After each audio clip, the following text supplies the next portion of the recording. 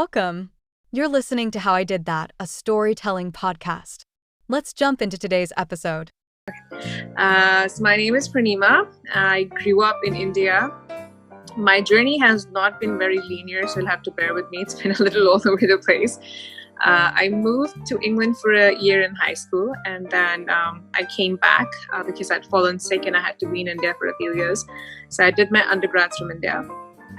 I had double majors in economics and political science.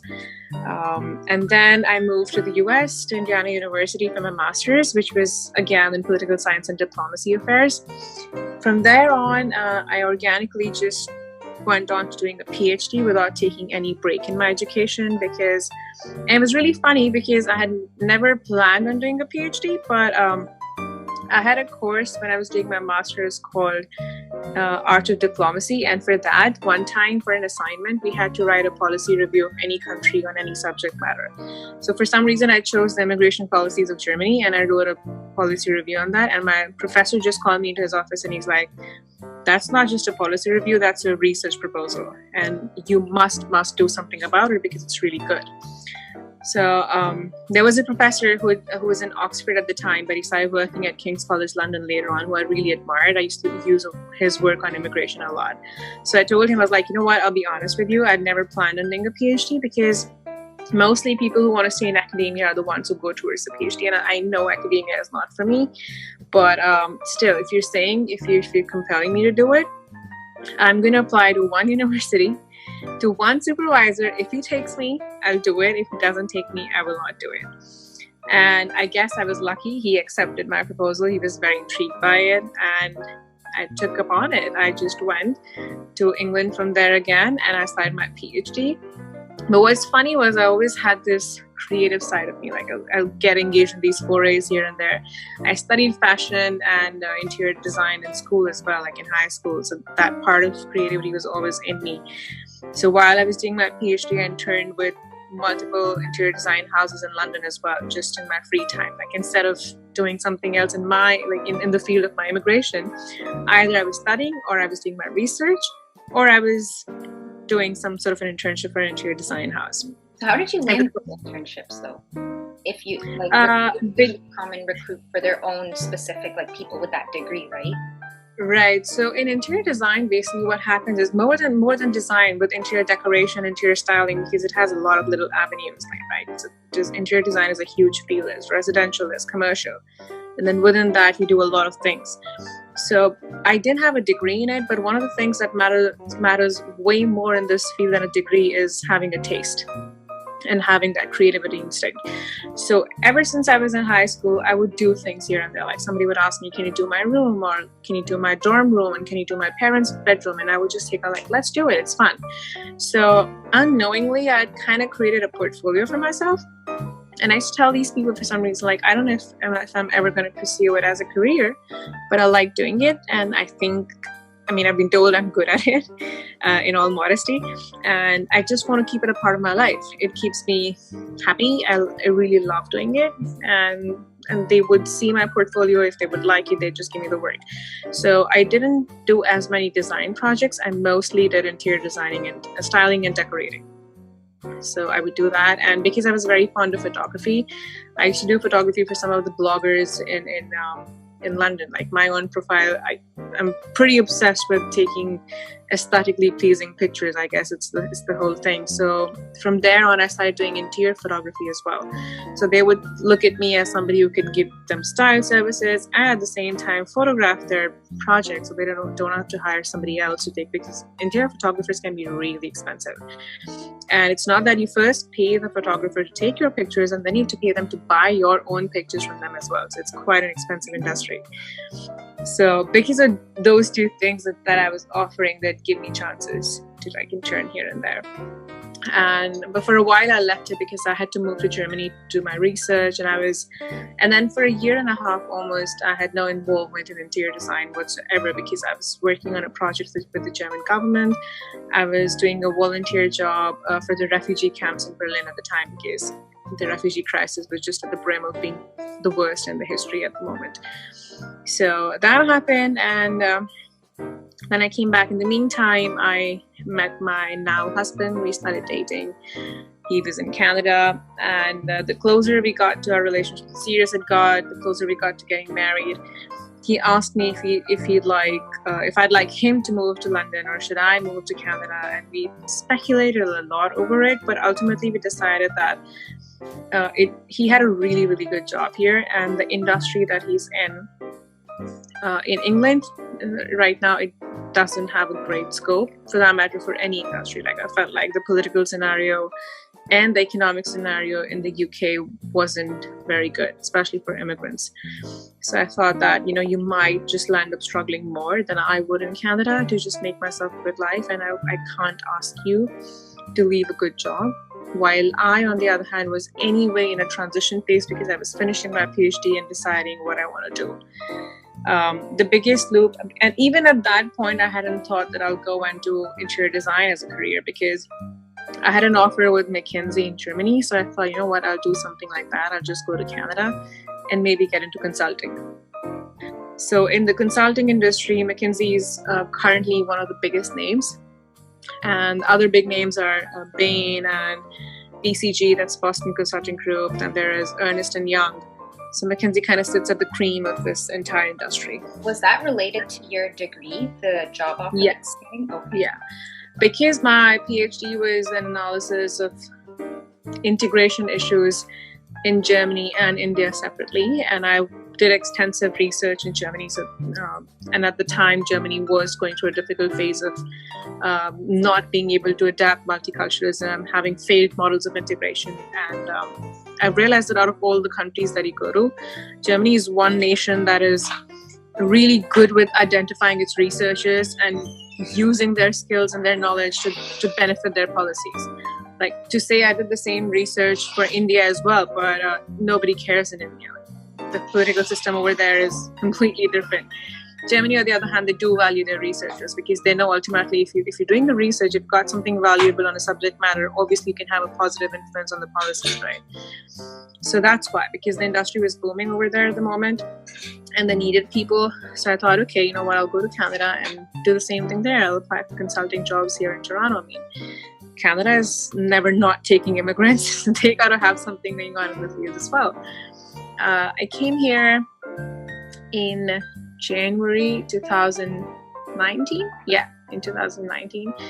And I realized that in my field, let's say in public policy sector, the consulting businesses here weren't doing as well because they don't see it as a field with a lot of opportunities because they think there are not too many problems with the government here, so they don't get a lot of projects in this sector. So they weren't actively hiring. So the hiring process for them is like they might have one position in a few years, and if it comes out, it's for you, but until it doesn't, it just doesn't. And the other side, other thing I could do is get back into research, like do a postdoc or become a research assistant. And I remember I was talking to my husband and I told him, I don't know why, I just can't commit to that. I feel like I'm done with it. And if I am going to do something about my research, it can only be applied research because I feel like I've done something which can actually make an impact on people's life. And if I can't do it, I just don't want to sit in an office and do more research. That's not something I'd be happy doing. And it's, again, in the meantime here, we were doing our own house that we got together after we got married. We had our housewarming party, and a lot of friends started asking me, can you do our place? Can you do our place? Can you do our parties? And then he just looked at me, he's like, hey, there's this other talent that you have, which seems to be like, really good. And if you don't want to do that, then why don't you do this? So it wasn't exactly easy for me to say that, oh yes, that's a great idea, let's do it, because you almost feel guilty that you're abandoning a PhD, right, and getting into a completely different field. And then we were having a conversation one day, and he said something on the lines, very beautiful though, he said something on the lines that you shouldn't treat your education as a burden. You took that degree to learn something, you learned it. Now you shouldn't carry this burden that I must apply it to earn money. that translation is not necessarily important. If tomorrow you get an opportunity where you can work in the policy sector and do something about it, perfect. And if you don't, and if you don't want to be in interior design, then why not? Because you've done that all your life as well, in a way. And I'm like, yeah, that makes sense. So that completely changed my perspective, that I don't have to be, I took that degree to educate myself, right? Not essentially to turn it into a money minting thing. Like, obviously we all need money, we all need to earn our livelihood. But if there's the other way to do it and it makes me happy, then why not? Why do I have to be so stuck up on this one segment? Because I was told that once I become a citizen, I might have better chances of working in the government sector, which is what I wanted. It's like, I can't sit, for 2 years waiting to be a citizen and then go and work for it. I might as well do something with my life until then, which I really enjoy doing.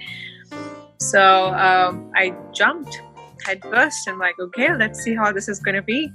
And I remember my first venture into this field was in January 2020, exactly a year after, when Toronto had this thing called Interior Design Show. I thought I'll go for it. I'll see what this industry is like. Do I have a scope? What's going to happen? What's not? And I went, and to be very honest, the first day of that interior design show, I was extremely intimidated. I was like, I cannot do anything. I don't have any degrees. Yes, I have these little internships here and there, but look at all these kids. They're studying interior design.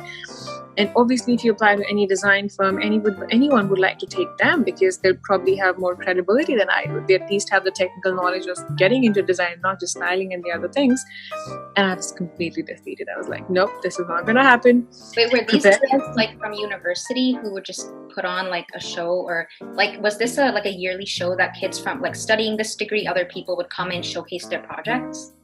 No, the kids weren't doing anything. It was just this show is basically for the suppliers of the industry. Let's say anybody who has a furniture store or a stone store, a wood store, a lighting store. It is a chance for them to meet the designers and for the designers to know what's new in the market. And in that, it's like a huge trade show in a way for interior design. And during that, they also do some talks. Some of the designers of today's age and time, they're invited to give some talks on the current design trends and everything. And of course, the entire interior design students are there to witness all of this, to network with the interior designers, to tell them that they're studying this and they want whatever. So I went there and I'm like, oh my God, I'm so defeated. I don't know if I can do this. I don't know if anybody will trust me with my skills without having a degree. And I almost didn't want to go the next day. I was like, oh my God. And then Devam just told me, like my husband told me as a joke, he's like, we have paid for it, so might as well go. Just attend the talks, if nothing. And I said, okay, fine, I'll do that. You know what, if you're saying I'll do that. So I went, and I actually went because one of the designers who was giving a talk was actually one of my favorites in Toronto at that time. Because she was giving a talk on color and design, which I was very fascinated by because, in my opinion, I'd seen that North American interior design scene was pretty gray and brown and basic. You'd rarely see color in North American interior design, which really baffled me. I'm like, color is the new black, is the new brown. It's everywhere. You look at Europe, you look at Asia, the patterns and the color stories are great. So why is North America just so devoid of it? So I'm like, I want to hear, what this woman has to say about color and everything. Because she's known for bringing color in North America. So I stayed for her talk. And somewhere in her talk, she mentioned that she's very fascinated with India. And she wants to design a product line where she wants to design things in India and do it. So I really loved her talk. And I thought to myself, you know what, I'm going to gather up the courage. And after the talk, I'm just going to go talk to her. And if nothing, I'll just congratulate her that thank you for, using color and design and being the person you are, because it's really inspiring. Nobody else is doing it. And I went up to her and I just said, hey, I'm from India and I loved your talk and this and that. And I don't know if my stars were in a really good mood that day or what happened. She just looks at me. She was in a rush. She was in a mad rush. She just looks at me. She's like, here's my card. Email me. And I'm like, okay. I'm just standing there looking at her. I'm like, okay. I was happy, but I wasn't getting ahead of myself, like, yeah, she's giving me a card, but who knows, she's going to reply or not, whatever. So I emailed her next morning and she replied. She said, I'd like to meet you, send me if you have a portfolio. So I don't know, she says later on that she caught up on my personality and she kind of liked what she saw and what she heard, and she wanted to just hear me out. And I did that. I sent her my portfolio. I was like, okay, this is a moment of judgment. If she's going to like the portfolio, she'll call me to meet her. Otherwise, it's the end of the story. Luckily, she did. Then she called me to meet her, and the rest is history. Is the lady that you're working for now? Yeah, so her name is Emily. Her firm is called Emily Griffin Design. And we have successfully launched her product line now. So I got involved for it from the very beginning.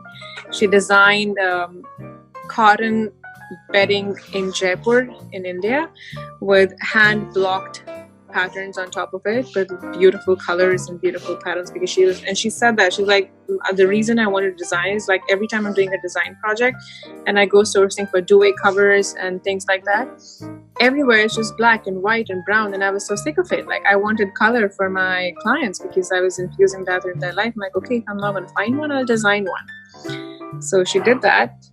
And I got involved in it. I helped her in the process. I made a website for her. I started styling for her. I started doing photography for her. So the more I did, the more she liked what she saw, and she kept making me engaged in more and more things to this point today. And now I'm working with this other woman called Denise Zadell. She has 2 businesses, African Luxe and Snob Stuff. She found out about me through Emily, and she liked my work as well, so she hired me. So ultimately today, now I've become a businesswoman. I had no idea I'd be that. I have a business in my name, and I offer my design, style, and photography services to design firms. Yeah. Oh, so are you, did you like officially register your business? Yes, it's officially registered. We've got everything set up. All the money that I get from my services now goes into my business account. It's official. Wow, what is it called? Like the name of your business? My business is called Niche Propel Design. How Niche, like Niche? He, yeah. Design. Wow, how'd you come up with that name? Because I remember I was talking to you, I think it was last year when I came last, right? When we talked, yeah. You said that like you and a friend were doing this, right? Like, is she still with you as well? No, so that's another funny story. So she, when these guys prompted me, like my friends and my husband, they pushed me to start doing interior design. So she's studying in Toronto. So at the time and I work well with her. Like, I like her taste, basically. She was studying something completely different. So she said, you know what, I'll partner up with you if you want. I really like what you do, because I did her living room, actually. That's how she got interested. And she said, I'd be willing to help you. But the more serious we got with it, we realized that given her academic commitments, she cannot do it right now. And doing it together meant that we start scouting for our own projects from the beginning. On the other hand, if I'm doing it myself, I can do what I'm doing now as well. Like, I can give my own services to other designers and so on and so forth. So she had commitment issues. She had some time issues with it, which I completely understood. So I told her that I'm going to go ahead with it. And if sometime in future you feel like you want to come back and be a part of it, you're more than welcome. You can. But yeah, so she left it quite a while back before we registered. Okay. So, around the time I was talking about, like, last year, because I remembered, like, you were partnered with her, but at the same time you were saying, like, oh, we don't know what to call our business if we're going to register, right? So how did you come up with that name? It's funny. So actually the same friend, I was talking to her one day, and then every time we'd talk to someone to take suggestions about her name, and they would say, what do you want to do? What do you want to do? And I would tell people that, mostly what designers do is that they identify a style for themselves, and they say, okay, they're great with minimalism, they're good with Scandinavian design or whatever. So I thought that as a stylist, as a designer, it's not always about your aesthetic. It's about realizing the aesthetic of your clients and giving them something that they desire but they don't know how to achieve. So I want to attain a niche in every style sense I can for the person that I have to. And in that, propel is what? It's push and pull, right? So I'm and a lot of times I'll have to do this push and pull. I might not let's say somebody tells me they want to go full-blown maximalist, which maximalism is just the complete opposite of minimalist interior design. Like, you go crazy on colors, you go crazy on patterns. It's color on color, pattern on pattern, blue walls, yellow walls, whatever you want. So that's not my personal taste, but if somebody tells me that they want that, they like it, I'm going to have to find that push and pull within me and just get to that point. So we use this word like push and pull, and I want to get that niche for every sense so much. I'm like, you know what, let's just call it niche propelled. I will do everything I can to let you find your niche in whatever sense of style is that you like, without, like, I can impose my taste on you and give my better judgment, but I will not impose my aesthetic on you. When you're actually helping out clients, how like when they tell you, oh, I want you to do my bedroom and I want it to be this kind of design, how do you go about that? Like, how do you even start? So we tell all our, no matter how big or small the project is, the first place to start is to ask the clients to give us some pictures that are the goals for them. So we tell them that you show us a few pictures, scout the internet, go to Pinterest, go wherever you'd like, and get us some images that you feel like, you know what, I wish my room looked like this or something like this, because you get a better sense of, I mean, for example, if somebody's not an interior designer, they won't be able to tell you that they like this couch because of its make or because of its color. They just like it. They can't identify what it is. But when they show us a picture, we are able to identify that, okay, they like soft textures, they like neutral colors, or what it is that they're getting drawn to. So we start from that point onwards. We ask them to do that. Then we do site visits. You go and see their property, you see the potential, and then you kind of prepare proposals for them that, you know, for what they want and what they desire. This is what the budget is going to be like and all of that. And then we create mood boards for them. Mood boards are basically giving a rough drawing of how your space potentially can be.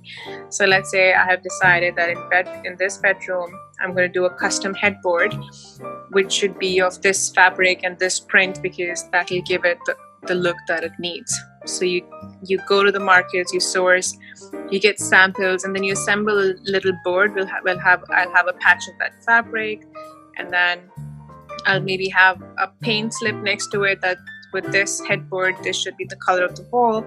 And let's say I want to put wooden furniture in the room or brass furniture in the room to give it the accents or whatever it needs, and I'll put like a little picture of a similar furniture piece on that. So just to give you an idea that this is what the entire flow of the room is going to be.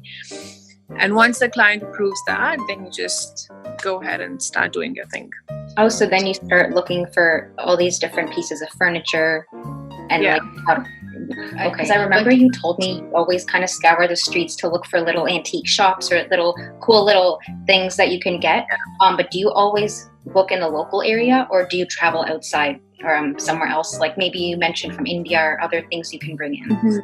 So it depends on the scope of the project. If you're doing something for a very big project, let's say it's an entire house or something, and it has a big budget, then you decide that how much further you can go with this, right? How much value of the money you're going to get out of it. But if it's, let's say, something very small, just a room, and the design, the theme that they're looking to achieve, the look that they're looking to achieve is not something extraordinary, then it's a different story. So it honestly completely depends on what it's going to be like. Sometimes you just travel to wherever you can to find a specific kind of store to get that stuff and bring it. But sometimes you just go to HomeSense and you find the winner. And in the interior design industry, like I've been told by my mentors, especially Emily, that when you go to HomeSense or any store for that matter that carries decor or interior design stuff, especially decor items, not furniture, but decor items, if you like something, you pick it. You will find a home for it. Because if you think that, oh, today I need this piece of decor, I'm going to go look for it, you'll never find it. So you just have to have, so you go, and if you feel like it's really something great and can really fit well in somebody's houses, you just pick it up that day, and eventually you'll find a home for it. Good, So, when you came in 2019 all the way up until 2020, like, were you just looking for a job in that time, deciding whether you want to get into interior design? No, not actually. So when I came here, at that time, I didn't even have my PR. I was on a visitor visa, so I couldn't do anything. And I'd just given the Viva for my PhD right before I came here. So after my Viva, I had to make a few corrections. And normally you get 3 months to make those corrections, but because I was moving internationally and there was a lot going on in my life, they were kind enough to give me 6 months to do it. So I was working on that. I still had that work to finish. So let's say that I got done with it around May, June. And May was also when I got my PR. That's when I started thinking, okay, now I'm done with my PhD officially. I've got my PR as well. Let me figure out what I'm going to do for myself. So I did I went to a conference in Ottawa as well on immigration at the time. And then it was summer. It was my first Canadian summer, so I just wanted to enjoy it. My parents came to visit. My cousins came to visit. So summers just went by like that. And honestly, I felt like I needed a break because, like I said before, I hadn't taken a break in my life ever. I went from school to bachelor's to master's to PhD. There was not a gap year anywhere. And especially the last year of my PhD was pretty intense because I was getting married and finishing up a PhD. So I was doing two of probably the biggest things you can do in your lifetime. So I was very overwhelmed for all those months. There was too much going on. I was moving countries and all of that. So I felt like I needed that summer to just clear my head and do some things for myself. And it was Christmas when we decided that, okay, enough of all of this. Let's just go ahead with this field that I've chosen for myself. And then January it began. Now, moving forward, or actually looking backward, what are some, like you said you did modeling for a couple people already. Like what kind of styles have you gotten to design for others? Like you mentioned Scandinavian design or maximalist or minimalist, or I don't know how many different types there are. Like what are your favorites? And what are the more common ones that you've been able to actually do? The most common I feel is the Scandinavian design right now. I feel like majority of the people lean towards Scandinavian with a mix of boho. Like they like light wooden elements, they like gray tones, pink tones, because it's a safe design space, right? You cannot go wrong with a gray and a plant next to it in a wooden, in a jute basket or something. But when it gets a little ambitious, when you meet someone with a personality, it gets interesting. Like, for example, Denise's own house that I styled recently to shoot for some of her things. That house, to me, is like a museum of interior design because she has acquired pieces from all over the world. And every room has a different color. So, like, personally, that's what I do to my house. I wouldn't want to restrict my entire house to one theme. I feel like interior design is a mood, given which kind of design aesthetic you use in a specific space. That's the mood it gives you. So honestly, if it were for me, if you go through my house, it'll have different moods going on in every room, because a reading room has to have a different kind of ambience, a dining room has to have a different kind of lighting, a bedroom can be completely different. So Denise's house is one of my favorite projects because her bedroom is like super bright. She's got these custom-made mirrors made out of porcupine quills. Is that the yellow colored room that you have on your Instagram? Yeah. I really like that. Yeah. Yeah, that one. Really like popping. Yeah, so it's really unique. It's like she literally every single piece over there is a conversation starter. And she taught me something really amazing that I love. Like when you find something antique and it's really crazy, you put it on a plinth and it just becomes 100 times better. So she found this. A plinth is, these stands that you see in museums sometimes, like these benches kind of things that the artwork is kept on. That's called a plinth. So if you find an art piece or any kind of sculpture or anything, basically, specifically if it's really old, it's nothing new. It's got, because old things can look really faded and like, what's it doing in that corner if they're not treated well. And if you just treat it well and if you put it on a plinth, you've given it a platform. Now it will shine for sure that, okay, you are supposed to look at this thing for a specific reason. So that is one of my favorite places. And then recently we did this thing up at Emily's barn. So she has a cottage up at Balsam Lakes. And there was a barn in the cottage that she transformed into this beautiful space for the kids to hang out where they can play and their beds. So we styled those beds. We got in her Indian duvet line and made it look like very inviting, very fresh. Because I feel like sometimes, even if you're selling as something as simple as a duvet cover, you have to make your client see what it can bring to that room. Like, why should you buy this print when you can buy a safe white or black or brown color duvet cover? So that is also a design challenge, that how do you use it, and what kind of a room will you use, what kind of a print, and then what do you pair it with, what kind of the most basic question we even get is, okay, I've bought your duvet cover, I love it, which pillow should I put with it now? So you create that entire design moment for them. We went there, we styled the beds, we got the pillows, we did the pairings, we did the decor and everything. And yeah, it was really fun. What kind of style was that barn? That is basic cottage style. So cottages are supposed to be rustic, wooden elements, and natural earthy tones, shades of brown, and you can even go towards maroon, but just bringing the nature into your house, basically. So it resonates with what's outside of this cottage. That's really exciting. So then, like, moving forward, where do you see your business going in the next 5 years, and what would you like to do with it? What are your dreams for it? So if I talk in terms of next 2 years first, like a 2-year plan, I'm very excited to I'd love to keep working with Emily and Denise on the interior design projects, and I really want to go to India and design some furniture and things like that and bring them here, because I'm very motivated to do that at the moment. I have seen what kind of things the clients ask for, and then I've seen I feel like I should be able to, turn this to my advantage, that I know what arts and crafts exist in India, and how I can use it to translate in the needs of the clients here, those who have unique tastes and beautiful tastes. So I'd love to do that. And in the 5 years, I want to be just, taking great projects, going creative, turning properties upside down. And, I'd love if I can just get lots of worn down properties and just transform them into something completely different and realize the potential of every brick that goes into a house. That's amazing. So thank you so much for joining us today. Where can listeners find you? What website? What's the website? So I still haven't made my website. I'm still waiting to make my portfolio a little better, but they can follow me on Instagram at Niche Propel. Niche Propel. Thank you so much for joining. And thank you for having me. Yeah. Okay. Bye. Bye. And that's a wrap. Thanks for tuning into today's episode, and we'll see you next time.